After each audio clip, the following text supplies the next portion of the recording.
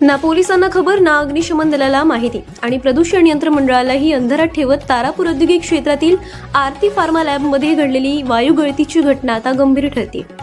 रविवारी दुपारी सुमारे 2 वाजण्याच्या सुमारास कंपनीत डायमिथेन सल्फेट या घातक रसायनाचा टँकरमध्ये भरणा सुरू असताना गळती झाली। या वायूचा परिणाम होताच परिसरातील 18 कामगार बाधित झाले। श्वास घेण्यास त्रास, डोळ्यांची जळजळ, मळमळ आणि उलट्यांसारखी लक्षणे दिसू लागल्यानंतर बाधित कामगारांना तातडीने खासगी रुग्णालयात दाखल करण्यात आलं। सुदैवाने सर्वांची प्रकृती सध्या स्थिर असल्याची माहिती प्रशासनाकडून देण्यात आली। मात्र या संपूर्ण घटनेत सर्वात धक्कादायक बाब म्हणजे अपघातानंतरही संबंधित यंत्रणांना तात्काळ माहिती देण्यात आली नाही। औद्योगिक सुरक्षेच्या दृष्टीने अत्यंत संवेदनशील मानल्या जाणाऱ्या तारापूर परिसरात अशा प्रकारची माहिती दडपण्याचा प्रयत्न झाल्याचा आरोप होतोय।